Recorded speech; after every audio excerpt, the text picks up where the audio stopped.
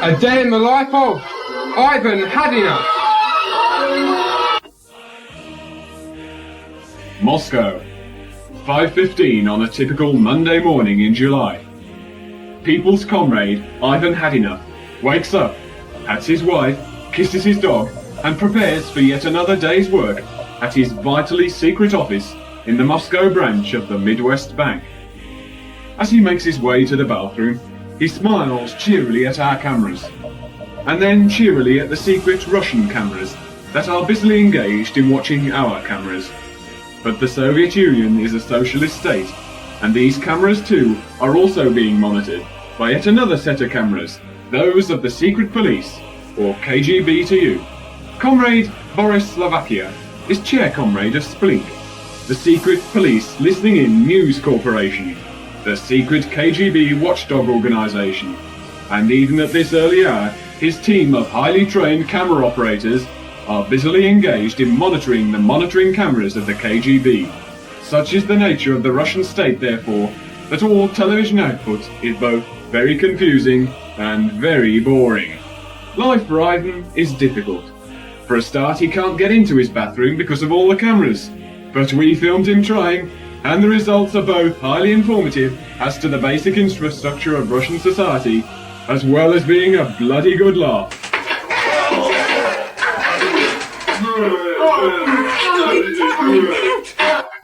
Meanwhile, downstairs, Madame Hadenough is busy cooking the breakfast for her family.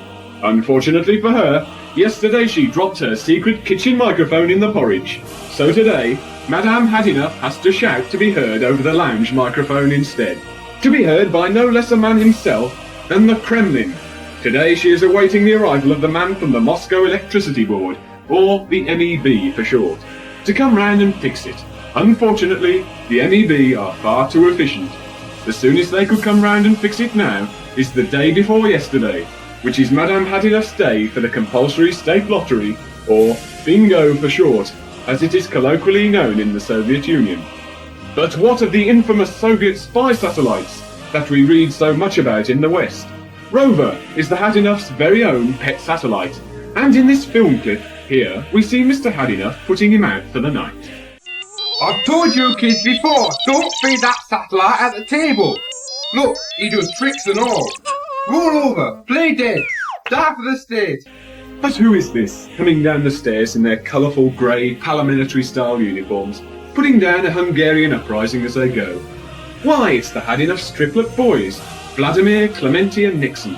But all's not well with the boys. Nixon is suspected of being a secret capitalist infiltrator, and today is his big day for him. It's his trial at school, and all the family will be there to see him. It'll be just like Sports Day in England, only with a more serious side and much more violent. And with the prospect of a firing squad at the end, who'd miss it? Well, Nixon would for a start, but then again, he hasn't got much choice in the matter. Ow! I'm sorry, but we seem to have a slight power cut. And before you all start pestering us with angry and irate phone calls, just remember it's not our fault we lost the transmission either. It's these lazy, bone-idle, good-for-nothing power workers that's doing it. So don't start blaming us, because it's not our fault. I mean, if this was Russia, like on that film there, they wouldn't dare. Oh no, not there they wouldn't. They'd be shot if they so much as tried it. Locked up in the dungeons they'd be. Locked up, chained up, having their toes bitten off by rats like on telly in 1984. After all, that's what they deserve, isn't it? I mean, I ask you, what do you think of this is, eh? A bloody fascist police state? Oh no. Well, it should be then. Get off here. Yeah, you can sit there and do that if you want. It's all very well for you to just sit there. You don't have to do this job, do you? You can slow and clap me all you want, you bloody peasants. You make me sick. Do you think this is what I wanted to do, do you? Hey? No. I wanted to be a bloody vessel virgin. But I failed the bloody medical, didn't I? I mean, I don't mind.